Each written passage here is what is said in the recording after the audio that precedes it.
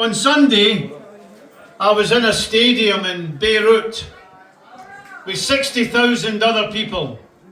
60,000 strong, wonderful, determined, resolute people. And even when the Israeli jets flew overhead, it was a hell of a noise to humiliate and insult those people. They continued with what they were doing. It was amazing. I don't know how many of you were on the demonstration some of us organised in 2021 in Glasgow. There were 15,000 people on it. And it looked huge.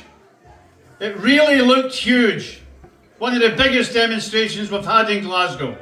15,000 people protesting against Israeli massacres. In Beirut on Sunday, there were 60,000 in the stadium. There were 1.4 million outside the stadium who couldn't get in. That's almost 100 times as big as the demonstration in Glasgow. Almost, imagine, Beirut's bigger than Glasgow, but Lebanon's the same size as Scotland, 5 million people. The biggest demonstration we've organised is 15,000. Imagine Glasgow with 1.4 million people demonstrating. That's amazing. But you know, the Israelis had killed a few thousand Lebanese in the preceding months. They killed a few thousand. And in that stadium I saw men and women crying because of Nasrallah's assassination. There was real grief. Real grief. You could see it on faces of strong men and women. But much stronger was determination not to be put down, to continue fighting. And in fact, the amazing respect for Nasrallah was for his resistance, was for his ability to fight the Israelis to a standstill and prevent the endless invasion of Lebanon by the Israelis, which has been a characteristic of the place for many, many decades. I have to confess, it's changed my view of the world. I'll tell you why. Because for years now, we've watched utter horror. Most recently, children died of cold in Gaza this week. Died of cold on the shores of the Mediterranean. Starmer had nothing to say. John Swinney had nothing to say. Sarwar had nothing to say. All our politicians had nothing to say about children dying of hunger, deliberately organised by Israel. And we've watched horror. Last week, what was it? The story was that the Israelis are smashing the hands of Palestinian surgeons in their torture chambers. They've got an industrial scale torture industry of rape and torture and torturing people to death and smashing the hands of surgeons to make sure they cannot save lives. And we're used to that now. And then you go to a thing like this. I knew that the resistance had support, but what I saw was support that was deep, profound, noble. They have the illusion that they're equal to other people. And I saw there that Israel can kill, of course, the massive killers, but ultimately they're up against not just talented, skilled and courageous fighters, they're up against a whole population, a whole people in such intensity and depth and commitment that ultimately they'll lose. They will lose, because what they're up against is something that cannot be killed by bombs, cannot be killed by terror, by pagers that blow. I saw a few people with their eyes had been destroyed or their nose had been blown off by these pagers. But it doesn't frighten the Lebanese and it doesn't frighten the Palestinians. After what they have been through. What did the Irish poet say in 1916? A terrible beauty is born because of the British assassinations and killing of Irish rebels. that's microscopic compared to what the Palestinians and the Lebanese have been through. An incredibly terrible, incredible beauty is born when you see Lebanese people marching to the south against Israeli guns. When you see Gaza people marching to the north against Israeli guns, you see courage, raw mass courage of people who have been through hell, the deepest pit of hell, and they're still determined to resist. But we live in a strange world. I went there to support resistance against genocide with thousands of other people, hundreds of thousands, actually over 1 million people. And when I came back to Edinburgh Airport, 2 cops took me aside. Can you come here, sir? Anti-terrorism police. I said, who are you? He said, we're the airport police. Took me to an interrogation room. Where have you been? Been to Beirut. And then said, did you meet any Hezbollah people there? What are you talking about? Like going to Park Hayden saying, have you met any Celtic supporters there? And I said, that's a daft question. Do you actually think that's an intelligent question? And I said, am I being detained? I said, am I being arrested? No. It's the anti-terrorism legislation. You have to give us your PIN number or you'll be arrested. You have to give us your phone and your whatever, or you'll be arrested. Okay then, right, fair enough. Can I leave? They didn't answer the question. I said, look, am I being arrested? No. Am I being detained? No, but if you try to leave, you could be detained. I said, well, I want to leave. They said, you're detained.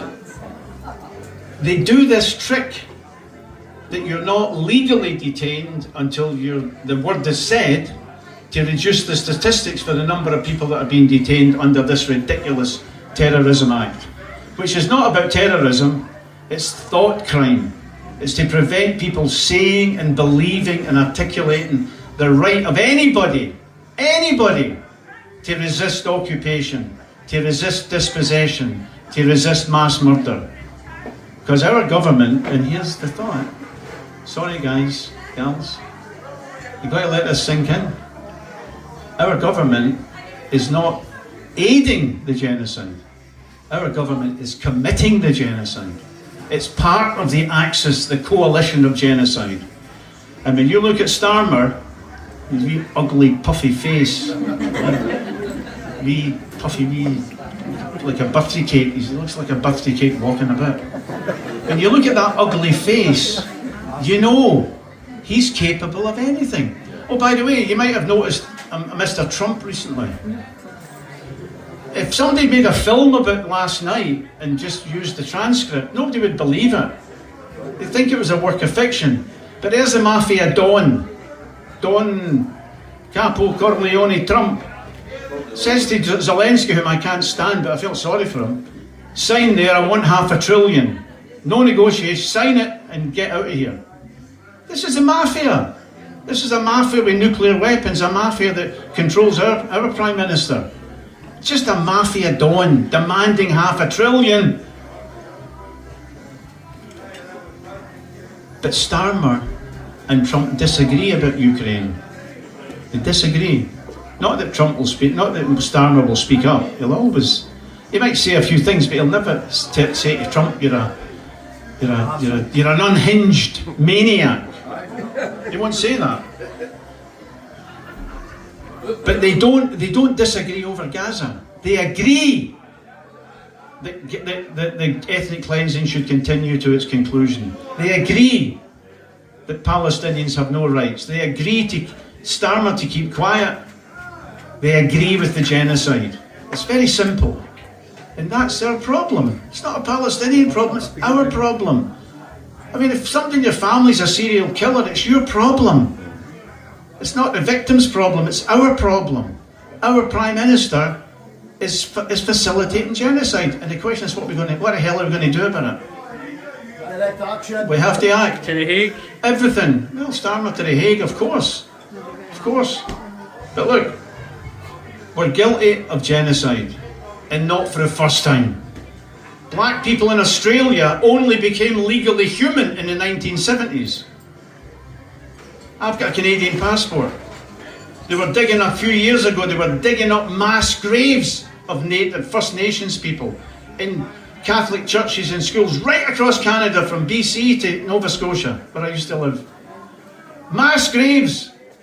They didn't even get a headstone, they didn't get a name, they just threw the bodies like meat. And even the Canadian government admitted this was genocide. They then quietly forgot about it, but they used the word genocide. What is genocide? Genocide is not mass killing. I mean, you can have an argument about this, but you know, Genghis Khan wasn't genocidal. It was a war tactic. If you resisted, he'd kill. He'd blow the whole city. If you gave in, you're very welcome. Every race. Genghis Khan was the most tolerant ruler the world has ever seen. He tolerated every religion. Buddhists, Muslims, Christians, come. He didn't give a toss. You're all welcome. But if you resisted, you were dead. That's not genocide. That is horrible, but it's not genocide is intention. Genocide is the deliberate targeting of a group to harm them and to damage them and to destroy them. That's what Israel's doing. Anybody thinks otherwise, they're either a liar or a fool. The definition's clear. The deliberate intention to destroy in whole or in part. It doesn't mean you kill everybody. Hitler didn't kill all the Jews. We didn't kill every black person in Australia, but it's still genocide, and our government is committing it. Friends, this is a dangerous time. We have to act. Finally, I'd just like to say thanks for listening. But look, the horror is without precedent. I believe, you know, the Glasgow City Council has adopted a definition of anti-Semitism that prevents us saying certain things. For example, comparing Israel to the Nazis. It's prevented by the City Council policy. Israel's worse than the Nazis. We are witnessing a new chapter in human evil. A new chapter in human evil. We've crossed a line. We've crossed a line for the first time in human history, where they smash the hands of surgeons, where they let children die of cold, where they demonstrate in favour of the rape of prisoners. If this film had come out in 2021 with just this nobody would have believed it. That's no fair on the Israelis. That's over the top. Come on, I know they've done bad things, but that's not possible. It's possible, and it happened, and it's happening today. The genocide is happening now as we have a wee drink. Enjoy your drink. Enjoy your drink. You should. I would have had a few myself, but I hate the idea of the cops pulling me over and having the moral high ground. I always face the cops and I've got the moral high ground. They're the bad guys, we're the good guys. But if I get caught drinking, I did it for many years as a stupid young man, but if I get caught drinking, I would feel ashamed. So, enjoy your drink, right? But the genocide is taking place now. Palestinians are living in rubble. Children are dying of cold. Israel's still killing. I wanted to go to the south of Lebanon on Monday, but they wouldn't allow us to go because Israel was still bombing villages. In fact, Nasrallah was one of two resistance leaders who was commemorated on the Sunday. The other one lived in a village in the south. Israel bombed his village just to tell the people in that village we can do that despite the funeral being arranged for that village. It's bestial. It's horrible, beyond human, beyond language. You need the language of a poet to describe the deep pit of horror that Palestinians have lived in, and not just since October 2023. If you knew 1% of what Israel's been doing to the Palestinians, you'd be up in arms. You would do something. Well, now you know. It's not hidden. And millions of people around the world, I'll finish with this, millions of people around the world are beginning to take action. Millions of people. Israel is a great South African Jew, Ronnie Casrels, who came here to speak for us a couple of times. Ronnie was an assistant to Nelson Mandela. Mandela, you know that cuddly, nice guy. He was head of the military wing of the ANC. By the way, the first woman arrested for terrorism in South Africa came from Dumfries and Galloway.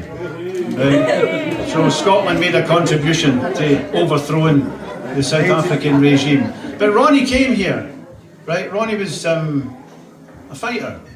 He was head of one of the sections of the military wing. And he just said, look, you have to fight. If you don't fight, you're going to lose. Now, I don't know if you cringed at Starmer sticking his head up Trump's arse on television and saying, we want to be number one. We're the bridge between you and the rest. The bridge has just been destroyed. But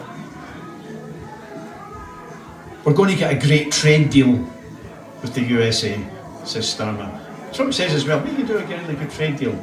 That trade deal is going to allow American healthcare companies, vultures, to rip through the health service and privatise it. That will be the great trade deal. The enemy of the Palestinian people, the enemy of the Lebanese people is our enemy. I've enjoyed health service care that in America would have cost me 50 grand and I'd have to have sold whatever I could sell to get it. Horror waits for us. A man who can support genocide in Gaza can privatise the health service. You've got to fight because their enemy is our enemy. And we have to thank the Palestinian resistance, the Lebanese resistance, for showing that our government is a sham.